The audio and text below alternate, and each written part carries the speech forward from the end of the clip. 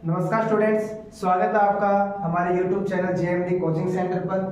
आज से हम जियोग्राफी की क्लासेस स्टार्ट कर रहे हैं। क्लास 12 की जियोग्राफी की क्लासेस को आज हम शुभारंभ करेंगे इसका, ठीक है। जिसके अंदर हमें सबसे पहले मानव भूगोल के मूल सिद्धांत, आपके दो बुक्स दी गई है जियोग्राफी के अंदर। उन दो में से हम पहली जो बुक है जो विश्व के बारे में सब कुछ बताती है, जो आपकी दूसरी बुक है वो भारत के बारे में सब कुछ बताती है। तो हमने सबसे पहले किसके बारे में जानना है?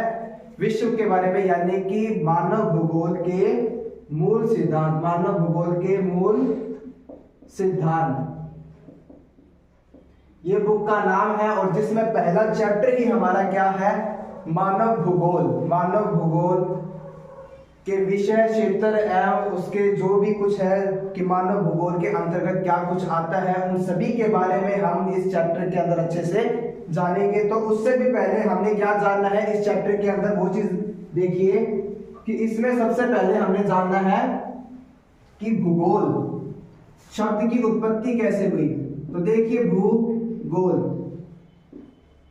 भूगोल शब्द यानी कि इसको इंग्लिश में क्या बोला जाता है? जियोग्राफी। क्या बोला जाता है? जियोग्राफी। देखिए हिंदी के अंदर तो भू यानी कि पृथ्वी, और उसके अलावा गोल तो यानी पृथ्वी गोल, और रियल में पृथ्वी गोल नहीं है। तो फिर हम बात करते हैं कि जियोग्राफी, इसका जो इंग्लिश में जो नेम है वो क्या है? जियोग्राफी। जियोग्राफी जो है वो दो शब्दों से मिलकर बना है। कितने शब्दों से?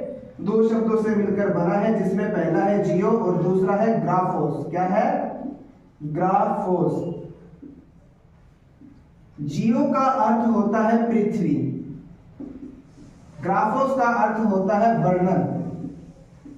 अर्थात अगर हम इसको इकट्ठा कर दे तो ये बनता है पृथ्वी का वर्णन, जो किसके बारे में बताता है? हमें पृथ्वी के वर्णन के बारे में। यानी कि इसमें पृथ्वी पर जो भी चीजें हैं मौजूद है, चाहे वो प्रकृति है, जल, हवा, वायु, जितनी भी चीजें हैं, वनस्पति हो गई, मनुष्य हो गया, मनुष्य के द्वारा निर्मित स्थलाकृति हो गई है, वो सभी किसके अंतर्गत शामिल की जाती है? जियोग्राफी के अंदर शामिल की जाती है। इस बुक के अंदर हमने सिर्फ मानव भूगोल के बारे में जानना है। ये जो आपकी दोनों बुक्स है 12th क्लास के अंदर, आपके 11th क्लास में, यानी कि भूगोल की जो 11th क्लास है आपकी, 11th क्लास जो है वो बताती है भौतिक भूगोल के बारे में, भौतिक भूगोल। और वही हम बात करते हैं 12th क्लास की जो बुक है वो आपकी पूरी निर्भर है किस पर?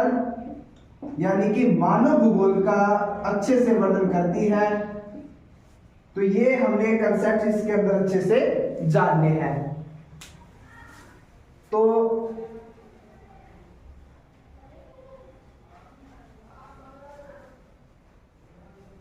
आपको पता चल गया होगा कि भूगोल शब्द की उत्पत्ति कैसे हुई है। जियोग्राफी, इसको इंग्लिश में बोला जाता है। जियो का अर्थ होता है पृथ्वी, ग्राफोस का अर्थ क्या होता है? वर्णन, अर्थात पृथ्वी का वर्णन। उसके बाद हम बात करते हैं तो भौतिक भूगोल और मानव भूगोल आपको बता ही दिया गया है।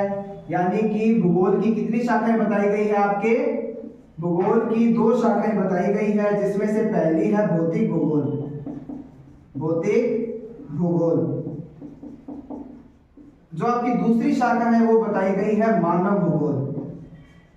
मानव भूगोल, तो ये अपने जान चुके हैं कि इसका जो क्लैरिफिकेशन है वो 11th क्लास में आपको अच्छे से मिलेगा, और इसका जो क्लैरिफिकेशन है वो अब हम इस क्लास में स्टार्ट करेंगे।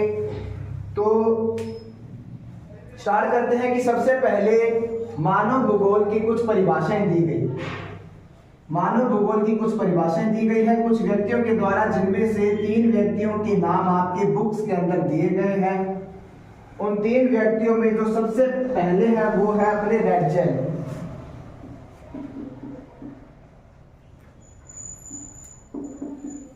दूसरे हैं एलन सी सैंपल। एलन सी सैंपल जो है वो रेडजेल की शिष्य थी। फिर बात करते हैं हम, तीसरे जो व्यक्ति है वो है Paul Vidal de la Blache. Paul Vidal de la Blache. इन 3 व्यक्तियों ने अपने अपने मानव भूगोल की परिभाषाएं प्रस्तुत की, जिनको हम अभी जानेंगे। तो रैटजेल जो है उसने सबसे पहले क्या बोला कि रैटजेल ने अपने मानव भूगोल की परिभाषा को प्रस्तुत करते हुए बताया कि मानव भूगोल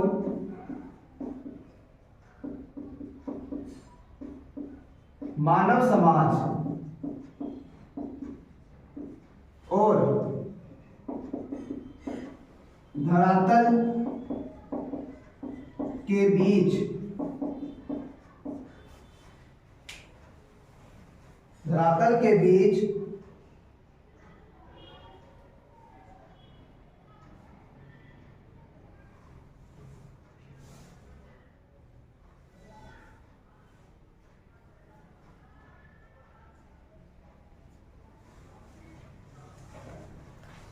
संश्लेषित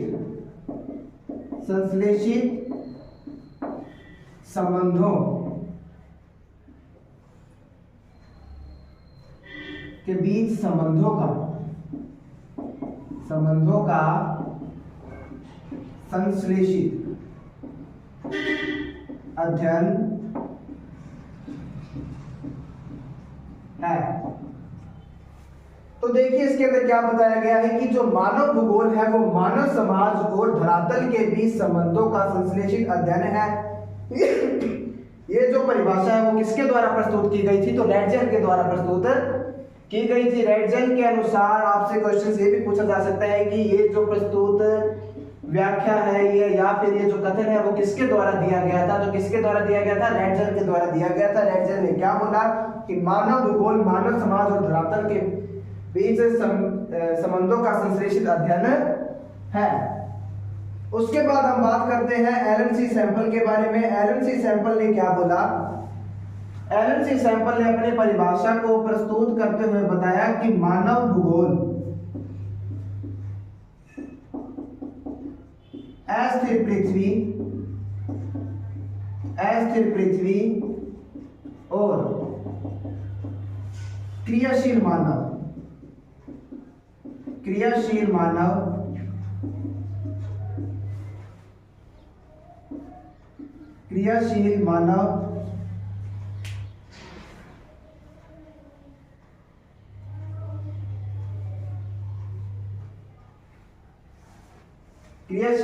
के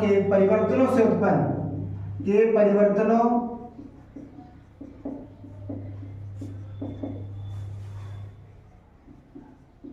से उत्पन्न संबंधों का अध्ययन है। ये जो कथन है वो एलन सी सैंपल के द्वारा प्रस्तुत किया गया था, जिसके अंदर उसने क्या बताया कि मानव भूगोल अस्थिर पृथ्वी इसके अनुसार क्या है? अस्थिर है। और वहीं पर बात करते हैं हम मानव जो है वो क्रियाशील है। मानव को क्या बताया गया है? इसमें क्रियाशील बताया गया है कि परिवर्तनों से उत्पन्न संबंधों का अध्ययन ही क्या कहलाता है? मानव भूगोल कहलाता है। ये जो परिभाषा है वो एलन सी सैंपल के द्वारा प्रस्तुत की गई थी। और फिर हम बात करते हैं पॉल विडाल डी लाप्लास की जो परिभाषा है या फिर जो कथन है वो इतना महत्वपूर्ण नहीं रहता है, ठीक है। फिर भी हम इसके बारे में पॉल विडाल डी लाप्लास जो है उसने किसका समर्थन किया था? तो किसका समर्थन किया था उसने? संभववाद का। पॉल विडाल डी लाप्लास संभववाद के समर्थक हैं। और वहीं पर बात करते हैं इन दोनों ने पर्यावरणीय निश्चयवाद, क्या पर्यावरणीय निश्चयवाद का समर्थन किया। रैटजेल और एलन सी सैंपल ने पर्यावरणीय निश्चयवाद का समर्थन किया। और वहीं पर हम बात करते हैं संभववाद का जो समर्थन है वो पॉल विडाल डी लाप्लास के द्वारा किया गया था।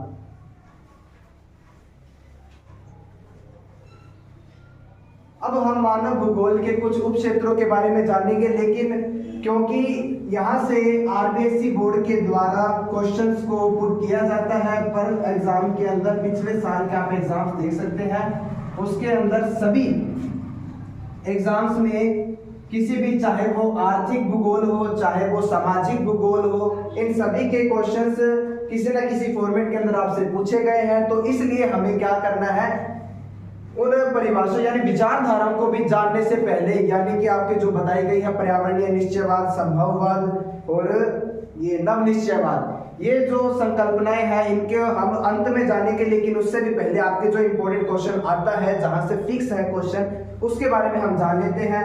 तो सबसे पहले हमारे जो है कि क्षेत्र, भूगोल के क्षेत्र और एक तरफ क्या हो गए उप क्षेत्र। भूगोल के क्षेत्र की बात करते हैं तो सबसे पहले आता है सामाजिक भूगोल, जहां से आपको क्वेश्चन मिल सकता है कि सामाजिक भूगोल के उप क्षेत्रों के नाम लिखिए। तो सामाजिक भूगोल के उप क्षेत्र आपके कौन कौन से हो सकते हैं? तो सामाजिक भूगोल के उप क्षेत्र में सबसे पहले आपके आता है व्यवहारवादी भूगोल। व्यवहारवादी भूगोल, इसी के अंतर्गत लिंग भूगोल को भी शामिल किया जाता है। लिंग भूगोल, लिंग भूगोल को भी इसी में शामिल किया जाता है। ऐतिहासिक भूगोल, ऐतिहासिक भूगोल भी इसी का एक उप क्षेत्र है। सामाजिक भूगोल के आपसे काफी सारे क्वेश्चन से, यानी कि क्वेश्चन पूछा जा सकता है, आर्थिक भूगोल से पूछा जा सकता है और सामाजिक भूगोल से भी पूछा जा सकता है। उसके अलावा हम बात करते हैं तो सांस्कृतिक भूगोल। कौन सा भूगोल? सांस्कृतिक भूगोल। सांस्कृतिक भूगोल भी सामाजिक भूगोल का ही क्या है? उप क्षेत्र है। उसके अलावा हम बात करेंगे किसकी? चिकित्सा भूगोल। चिकित्सा भूगोल भी इसी के अंतर्गत आता है। चिकित्सा भूगोल भी इसी की एक शाखा है। और वहीं पर हम बात करते हैं 6 नंबर पर अवकाश का भूगोल। कौन सा भूगोल? अवकाश का भूगोल। ये भी सामाजिक भूगोल का एक उप क्षेत्र है। तो इनमें ये जो आपके उप क्षेत्र है, यानी कि आपसे क्वेश्चन क्या पूछा जा सकता है? क्वेश्चन आपसे पूछा जा सकता है कि सामाजिक भूगोल के किन्हीं 2 या फिर आपसे 4 भी पूछे जा सकते हैं, 2 या 4 उप क्षेत्रों के नाम लिखिए। किनके? 2 या 4 उप क्षेत्रों के नाम लिखिए। तो ये आपसे क्वेश्चन पूछा जा सकता है, इंपॉर्टेंट क्वेश्चन है ये, ठीक है। आपसे या तो ये 1 नंबर के अंदर पूछा जाएगा या फिर आपसे 1.5 नंबर के अंदर भी पूछा जा सकता है। फिर हम बात करते हैं इसी के अंदर आर्थिक भूगोल की। आर्थिक भूगोल के भी उप क्षेत्रों के बारे में जानना थोड़ा सा जरूरी है, क्योंकि आर्थिक भूगोल के भी उप क्षेत्र आपसे पूछे जा सकते हैं। फिलहाल तो वो अधिकतम आपसे या तो 4 पूछेंगे या फिर 2 पूछेंगे, इससे ज्यादा नहीं पूछ सकते हैं। नेक्स्ट है अपना आर्थिक भूगोल। आर्थिक भूगोल, आर्थिक भूगोल देखो, आर्थिक क्रियाओं को इसके अंतर्गत आप शामिल कर सकते हो। आर्थिक क्रियाओं को इसके अंतर्गत आप शामिल कर सकते हो, जिसमें से पहले आता है कृषि भूगोल। कृषि एक प्रकार की आर्थिक क्रिया है, तो कृषि भूगोल इसके अंतर्गत आ सकता है। दूसरे नंबर पर हम बात करते हैं तो उद्योग भूगोल। उद्योग भूगोल भी आर्थिक भूगोल का एक क्या है? उप क्षेत्र है। आर्थिक भूगोल भी इसका एक उप क्षेत्र है। वही हम बात करते हैं संसाधन भूगोल। कौन सा भूगोल? संसाधन, क्योंकि संसाधन भी आर्थिक दृष्टि से महत्वपूर्ण होते हैं। तो संसाधन भूगोल को भी किसके अंतर्गत शामिल किया जाता है? आर्थिक भूगोल के उप क्षेत्र के अंतर्गत ही शामिल किया जाता है। बात करते हैं पर्यटन भूगोल की। पर्यटन भी इसी के अंतर्गत शामिल है। पर्यटन भूगोल, पर्यटन भूगोल को भी इसी के अंतर्गत शामिल किया जाता है। और वही हम बात करते हैं जो हमारा एक और है, और उसको हम बोल सकते हैं विपणन भूगोल। कौन सा भूगोल? विपणन भूगोल। विपणन भूगोल को भी किसके अंतर्गत शामिल किया जाता है? आर्थिक भूगोल के उप क्षेत्रों के अंतर्गत शामिल किया जाता है। और अंत में लास्ट में हम बात करते हैं इसके अंतर्गत अंतरराष्ट्रीय व्यापार का भूगोल। अंतरराष्ट्रीय व्यापार का भूगोल, ये जो उप क्षेत्र है, ये जो 6 उप क्षेत्र मैंने आपको बताए हैं, ये सभी किसके हैं? आर्थिक भूगोल के उप क्षेत्र है। इसमें भी आपसे यही क्वेश्चन पूछा जा सकता है कि आर्थिक भूगोल के किन्हीं 2 या 4 उप क्षेत्रों के नाम लिखिए। तो ये भी यहां से आपसे क्वेश्चन पुट किया जा सकता है। और अंत में जो महत्वपूर्ण है मेरी दृष्टि से वो है राजनीतिक भूगोल। राजनीतिक भूगोल जो है वो इस साल के लिए मैं मोस्ट इंपोर्टेंट मानता हूं, क्योंकि ये एक बार भी बोर्ड के अंदर नहीं पूछा गया है। तो इसलिए राजनीतिक भूगोल के आपके सिर्फ केवल 2 ही उपक्षेत्र बताए गए हैं, तो इसलिए आपको उनके उपक्षेत्र पता होने चाहिए। कि देखिए राजनीतिक भूगोल के आपके 2 क्षेत्र बताए गए हैं, जिसमें से पहला है निर्वाचन भूगोल